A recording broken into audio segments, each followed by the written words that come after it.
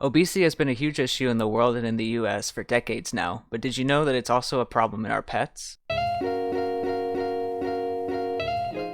Around 30% of people are overweight or obese, but in dogs and cats that number is more like 59%. In people, we know that obesity can lead to many diseases such as cardiovascular disease, cancer, and diabetes, and can even cause many psychological and social issues such as depression and anxiety. It turns out obesity in our pets can cause these same diseases as well as orthopedic disease and can also reduce their lifespan. If you're one of those that speaks in money, people who are obese spend an average of $1,429 more per year on medical costs. The total global impact of obesity is estimated to be $2 trillion, almost equal to the cost of smoking and war, violence, and terrorism. Similarly, people with obese dogs spend an average of $2,026 more per year at the vet, and people with obese cats spend $1,178 more per year than people with pets of normal weight. Overweight and obesity are notoriously a struggle for people to solve, both in people and in pets. But what if the commonalities of the problem between people and their furry friends could help solve the problem for both parties? This is called a One Health approach. One Health is an initiative started on the idea that many disciplines can come together to improve human health, animal health, and environmental health by realizing and sharing common goals and achieving more than each of the disciplines alone. This approach may be the key to helping you and your dog live healthier, happier lives. So let's get into it. Here are the 4 reasons you and your pet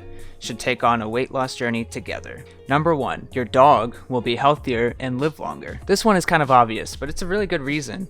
I think everyone can agree that dogs are amazing, so of course we all want to see them live the best lives they can. Helping your dog get to and maintain a healthy weight not only reduces the risks of all those diseases that I mentioned, it also prolongs the onset of diseases such as cancer and arthritis. That means if your dog develops a disease, he's more likely to do so several years later in his life if he's a healthy weight compared to if he is overweight or obese. Even further, his symptoms may not even be as bad. And of course, dogs who are kept at a healthy weight are shown to live longer, which I know we all hope for. Way too many dogs are in our lives for too short a time. Number 2, our pets are family. According to the American Veterinary Medical Association, AVMA, 85% of dog owners and 76% of cat owners consider their pets family. So not surprisingly, we treat them like our children. Also not surprisingly, this probably contributes to the growing problem in our pets. Just like how children with overweight parents are more likely to become overweight, dogs with overweight owners are also more likely to become overweight. Why? It's well known that parents imprint their behaviors surrounding food onto their children, and the same is true for pets. Food can often provide us comfort, and we often think this is the same for our pets. Many of us interpret any attention seeking as a plea for food, but really, your pet may just want to play, or even just wants your attention. But we give them food or a treat, rewarding them, and actually reinforce the begging behavior. In the human world, this is called indulgent parenting. Eventually, a culture is formed around food as your pet learns to beg for food from you. Aside from food behaviors, parents also tend to imprint their lifestyles on children, which also translates to pets. If you're not active, chances are they're not active. Number 3, pets can make great accountability partners. One of the best ways to stay consistent with any new habit that you're trying to take on is to have someone that you have to be honest with about the progress you're making. It's really hard to bring ourselves to do that, especially when it comes to something we might be self-conscious about. I don't know about you, but I think most people tend to feel way more comfortable around their pets than around other people. I mean, come on, some of us let our pets hang out in the bathroom with us. You know your dog won't judge you, but if you often take walks together, an off day for you means you're hurting his progress too. This makes him the perfect accountability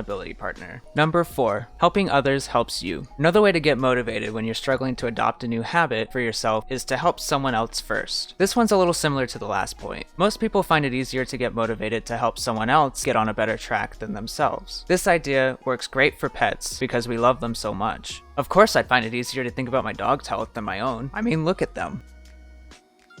So try focusing on your dog's weight loss first. When you take him for a walk, it just so happens you're on a walk too. When you start cutting back on his treats and snacks, you might think, maybe I should cut back too. When you ease up on how much food you're putting in his bowl, it might be on your mind to cut back your own portion sizes too. So if you and your pet both need to lose weight, you can help each other. Try getting your best friend involved in your own journey. You'll both feel great and live longer. Just make sure to follow the guidance of your physician and your veterinarian to make sure you're both on the right track. What do you think? Has your pet helped you in your fitness journey? Let me know in the comments. If you liked this video or it helped you in any way, please share it with someone you know who could use the tips too. I wish you and your pet a healthy, happy life. Catch you later.